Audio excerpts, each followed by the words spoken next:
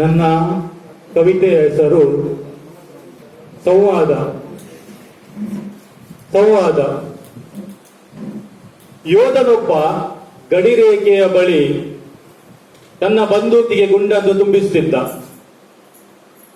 ಯೋಧನೊಬ್ಬ ಗಡಿರೇಖೆಯ ಬಳಿ ತನ್ನ ಬಂದೂಕಿಗೆ ಗುಂಡನ್ನು ತುಂಬಿಸುತ್ತಿದ್ದ. ಒಂದು ಗುಂಡು ಹಠಾತ್ತನೆ ನೆಲಕ್ಕೆ ಹಾರಿತು. ಒಂದು ಗುಂಡು ಹಠಾತ್ತನೆ ನೆಲಕ್ಕೆ ಹಾರಿತು. ಎತ್ತಿಕೊಳ್ಳುವ ಮೊದಲೇ ಸಂವಾದಕ್ಕಿಳಿಯಿತು.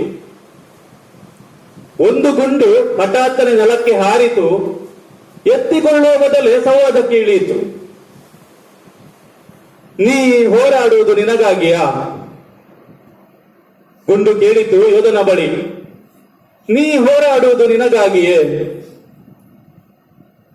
ಅಲ್ಲ, ನಾ ಹೋರಾಡುವುದು ನಮ್ಮವರ ಮತ್ತು ನಮ್ಮ ತಾಯ್ನೆಲದ ರಕ್ಷಣೆಗಾಗಿ. ಅಲ್ಲ, ನಾ ಹೋರಾಡುವುದು ನಮ್ಮವರ ಮತ್ತು ನಮ್ಮ ತಾಯ್ನೆಲದ ರಕ್ಷಣೆಗಾಗಿ. ಯೋಧ ಉತ್ತರಿಸಿದ. ಯೋಧ ಉತ್ತರಿಸಿದ, ಗುಂಡು ನಕ್ಕಿತು. ಯೋಧ ಉತ್ತರಿಸಿದ, ಗುಂಡು ನಕ್ಕಿತು. ಯಾರು ನಮ್ಮವರು, ಯಾವುದು ತಾಯ್ನೆಲ? ಯಾರು ನಮ್ಮವರು, ಯಾವುದು ತಾಯ್ನೆಲ? ಗಡಿಯಾಚೆ ಇದ್ದಾರಲ್ಲ, ಗಡಿಯಾಚೆ ಇದ್ದಾರಲ್ಲ, ಅವರು ಕೂಡ ಅವರ ಜನರಿಗಾಗಿ ಮತ್ತು ಅವರ ತಾಯ್ನೆಲಕ್ಕಾಗಿ ಹೋರಾಡುವವರಲ್ಲವೇ?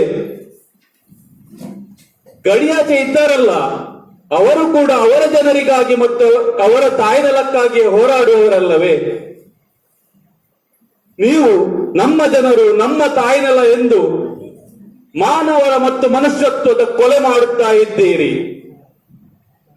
ನೀವು ನಮ್ಮ ಜನರು, ನಮ್ಮ ತಾಯ್ನೆಲ ಎಂದು ಮಾನವರ ಮತ್ತು ಮನುಷ್ಯತ್ವದ ಕೊಲೆ ಮಾಡುತ್ತಾ ಇದ್ದೀರಿ. ಯಾಕೆ ಇಡೀ ಪ್ರಪಂಚವನ್ನೇ ನಮ್ಮ ತಾಯ್ನೆಲ ಎಂದು ಅನ್ಕೋಬಾರ್ದು?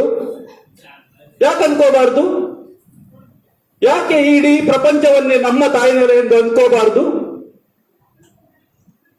ಗುಂಡಿನ ಮಾತುಗಳು ಗುಂಡಿನಂತೆ ಸಿಡಿದವು. ಗುಂಡಿನ ಮಾತುಗಳು ಗುಂಡಿನಂತೆ ಸಿಡಿದವು. ಆದರೆ ಯೋಧನ ಬಳಿ ಇದಕ್ಕೆ ಉತ್ತರ ಇತ್ತು. ಆದರೆ ಯೋಧನ ಬಳಿ ಇದಕ್ಕೆ ಉತ್ತರವಿತ್ತು. ನಿನ್ನ ಮಾತನ್ನು ನಾವೇನೋ ಕೇಳಬಹುದು. ನಿನ್ನ ಮಾತನ್ನು ನಾವೇನೋ ಕೇಳಬಹುದು. ಆದರೆ ಗಡಿಯಾಚೆ ಇದ್ದಾರಲ್ಲ, ಅವರು ಯುದ್ಧ ಮಾಡುತ್ತಾರಲ್ಲ, ಅವರಿಗೆ ಹೇಳುವವರು ಯಾರು? ನಿನ್ನ ಮಾತನ್ನು ನಾವೇನೋ ಕೇಳಬಹುದು. ಆದರೆ ಗಡಿಯಾಚೆ ಇದ್ದಾರಲ್ಲ, ಅವರು ಯುದ್ಧ ಮಾಡ್ತಾರಲ್ಲ, ಅವರಿಗೆ ಹೇಳುವವರು ಯಾರು? ಯೋಧನ ಮಾತಿನಲ್ಲಿ ವಾಸ್ತವಿಕತೆ ಇತ್ತು.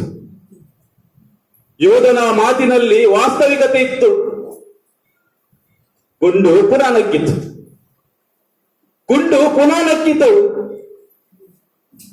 ಒಂದು ವೇಳೆ ಅನ್ಯ ಗ್ರಹದವರು ನಿಮ್ಮ ಮೇಲೆ ಆಕ್ರಮಣ ಮಾಡಿದರೆ ಆಗಲೂ ನೀವು ಒಂದಾಗಲಾರಿರೇನು? ಒಂದು ವೇಳೆ ಅನ್ಯ ಗ್ರಹದವರು ನಿಮ್ಮ ಮೇಲೆ ಆಕ್ರಮಣ ಮಾಡಿದರೆ ಆಗಲೂ ನೀವು ಒಂದಾಗಲಾರಿರೇನು? ಗುಂಡಿನ ಪ್ರಶ್ನೆಗೆ ಯೋಧನ ಬಳಿ ಈಗ ಉತ್ತರ ಇರಲಿಲ್ಲ.